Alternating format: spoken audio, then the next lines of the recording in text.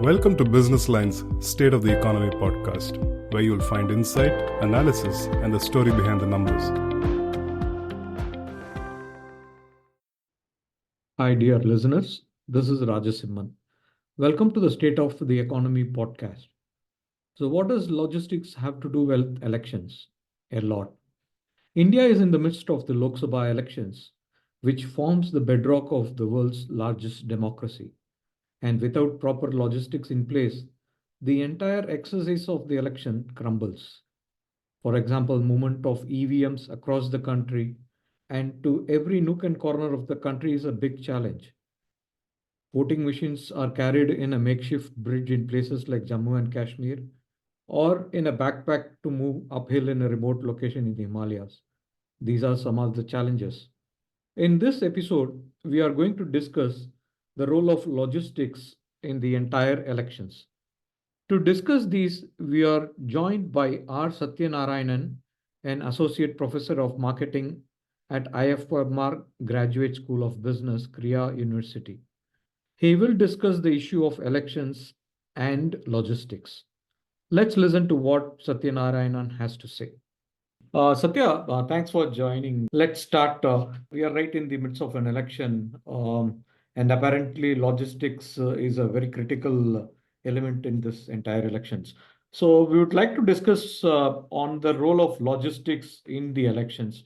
Let me begin with asking you, how are democracy and logistics linked in an election context? Good evening, Raja.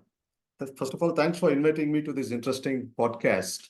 Election and logistics, is the timely topic. And to go to the genesis, when we talk about democracy, Mahatma Gandhi once said, I understand democracy as something that gives the weak the same chance as the strong. And in fact, during the prayer meeting speech on June 3rd, 1947, he said, democracy is where even the man in the street is heard. So to enable that, the first step to ensure that the man in the street is heard is to enable a free and fair elections around the country. And when we look at the vast geography and the population across 543 parliamentary constituencies, it's very geographical features in India, like you have plains on one side, then you have hilly terrains on another side, you have islands, you have deserts, swamps, and snow-clad mountains around the Himalayas. And then you have also sensitive international borders where polling has to happen. So amidst all these challenges, conducting elections in India is one of the largest logistical exercises in the world. And to enable the voting rights of the largest electorate in the world, 968 million, to enable a polling station within the reach is a mammoth task. And that's why, democracy and logistics are very highly intertwined amidst the context of conducting elections in India. Yeah, I think quite interesting. But do you have some kind of an exciting information about the history of ballot-based elections? Then now we have moved to the EVMs. So, how in the past, give some examples about it.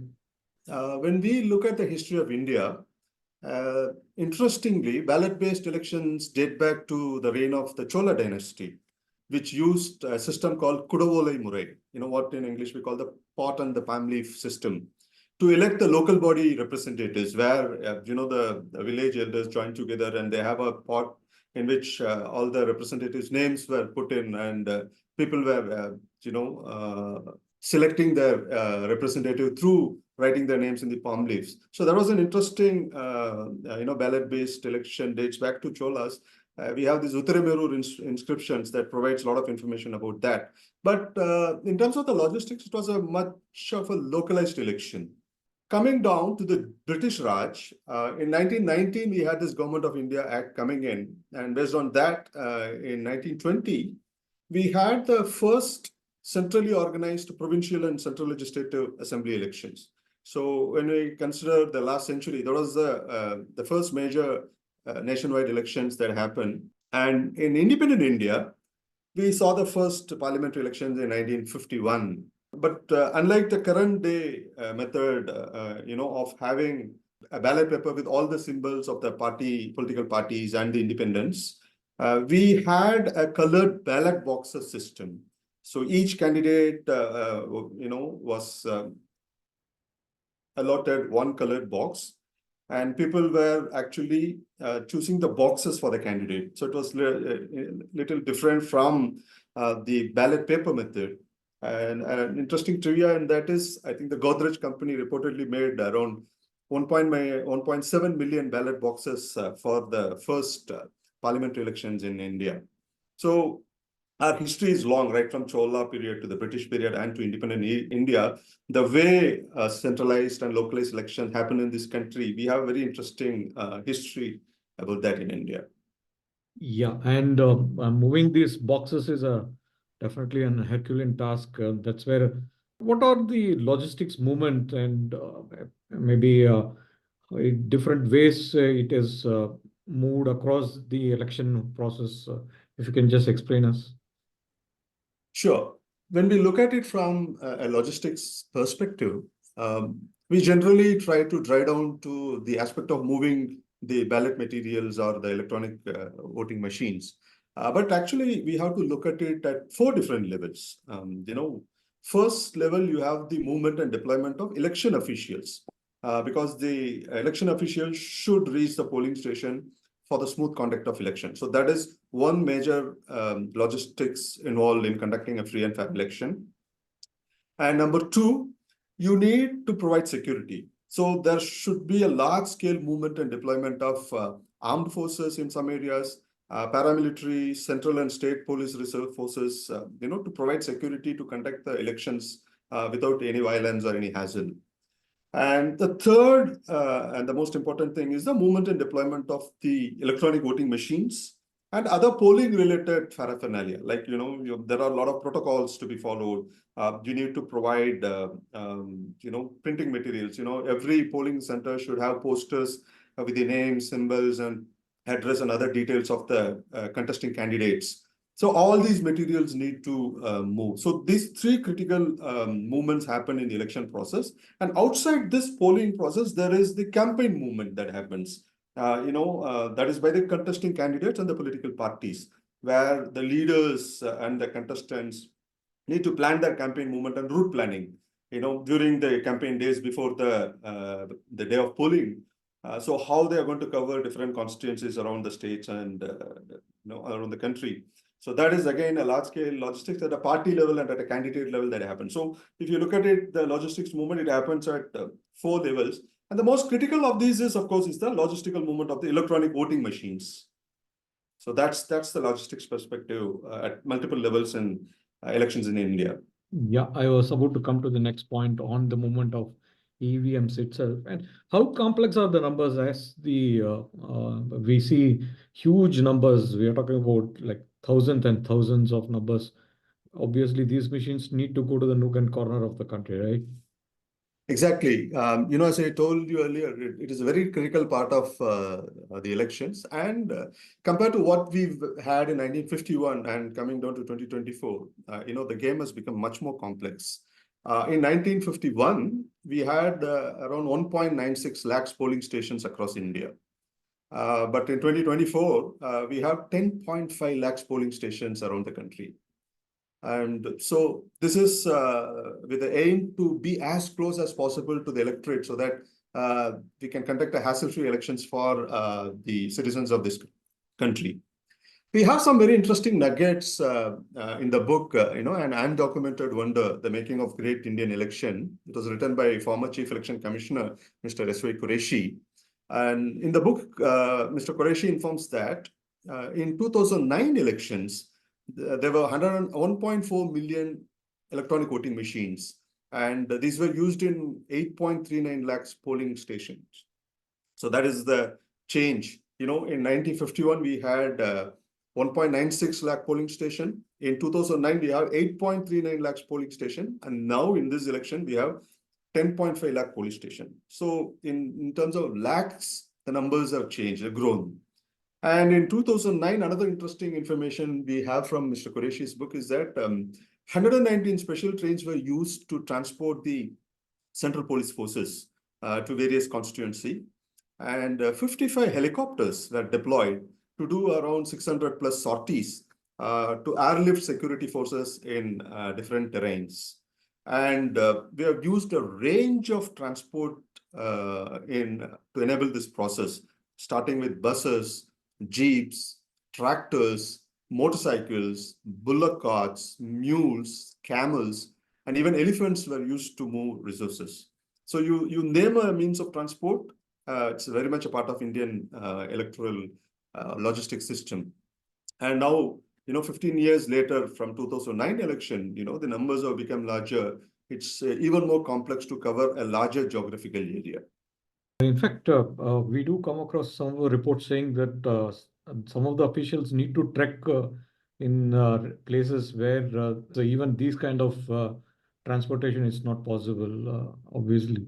And we also hear that they have to cross the rivers, and so many things are happening across India, actually. Yeah, the beauty of India is, you have different geographical features.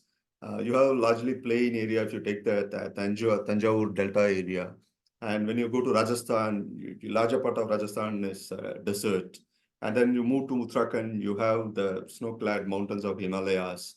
And you go to Assam or Meghalaya, we have a lot of, fiery rivers like Brahmaputra. And so that makes, this country's geography diverse and also challenging when it comes to do a process like election. And interestingly, Election Commission of India is very active on social media, and they're regularly sharing how their personnel, take every effort to traverse through this diverse geography to ensure that the last Indian in a remote corner of the country is able to vote. So some interesting news, I gathered from the tweets shared by Election Commission of India. We have Arunachal Pradesh. There's a village called Gashing, and the election officials trek the rugged terrains of the hills to reach Gashing to ensure that polling happens in that place. And when it comes to the peaks of Himalayas, they have thermal wear and have EVM backpacks and trek on those mountains in some parts of Himachal Pradesh and Uttarakhand to ensure polling happens even in the remotest of the villages. And there were news about places like Padar and Nagseni in Jammu and Kashmir. It's a harsh terrain where you have to trek for 10 kilometers on foot. And our election commission officials trek that distance and go to Padar and Nagseni to conduct the elections. And if you come down to Tamil Nadu, there are some hilly terrains in places like Namakkal districts where people carry the EVMs by foot, and sometimes they even use tractors to take the EVMs to the interior villages. And interestingly, in Dindigul district, I believe horses were reportedly used to transport the EVMs. And when it comes to places like Meghalaya, people, have to brace the waters of what they call this Maintu River on a boat to reach places like Kamsing. And in Chhattisgarh, in places like Bastar, helicopters are deployed to carry EVMs. If you go to Andamans, again, ships and boats are used. So it is so interesting to note that how the Election Commission takes extra efforts, considering the challenges of the different geographical terrains, and choose a particular means of transport to ensure that the EVM reaches the last polling station there. And the citizen of India who is sitting there is able to exercise his right to vote. That's really beautiful, the logistics and transport part of elections in India. Maybe in the next election, we may see some action on that, actually. True, very true. Okay. But is there any other transport-related trivia that we encountered during the election process? Oh, really? In fact, while we look at it from a strict logistics angle, there is also another transport link, which I find is in the election symbols. Because another great lively aspect of Indian elections is the different kind of symbols which political parties and independent candidates use. And you find most of the means of transport in the list of the symbols, starting from the bicycles or a bus, a bullock cart or a boat, aeroplane, car, railway engine. And even a dolly find a way to the EVMs, when it comes to the election symbols of political parties and independent candidates. So that's a very interesting transport-related trivia, which is respect to the symbols of our political parties and the candidates. But the issue of logistics is India, is there any other country which is comparable or near to what kind of challenges we face in logistics and elections? There are challenges in other countries also. Like, for example, I believe, in a country like Russia, which is geographically spread out. Of course, other than China, no country would come close to India in terms of population. So in India, we have two challenges. One is the geography, varied and diverse geography. And two is the population and the number of electorates. So we are the largest in the world and the largest vibrant democracy. So we have two challenges here, but other countries have, of course, challenges in terms of the geography. In Canada, I believe some of the coldest part, they use transport means like the dog sleigh, to reach the polling stations in some of the remote snow-clad area. In Russia also, sometimes the Russian election machinery even use reindeers, to take the polling paraphernalia to places in remote areas like the Siberia.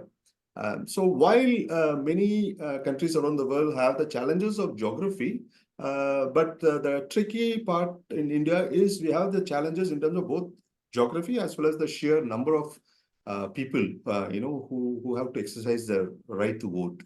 So that makes India special. Okay. On that note, thanks Satya for joining. We look forward to hearing from you on some other topics as well.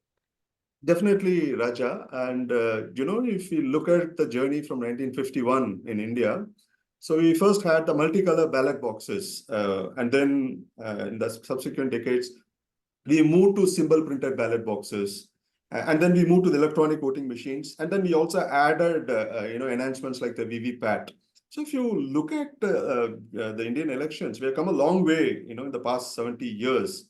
But what is critical in all these years, is the multimodal logistic system used by the Election Commission of India, Yes. Which has been the integral part of the success of the electoral democracy, so that, they provide its citizens the best opportunity to exercise their right to vote without much of a hassle. And definitely kudos to Election Commission and all the stakeholders for their painstaking efforts. Correct. Thank you, Raja. Actually, we do in the shipping context or the air freight, government has been insisting on this multimodal of how using sea, a combination of inland water. But in a different context, multimodal and logistics and election is something quite a different perspective altogether. Yeah. This is the best case study. Yes. Thanks. Thanks, Satya. Thank you, Raja.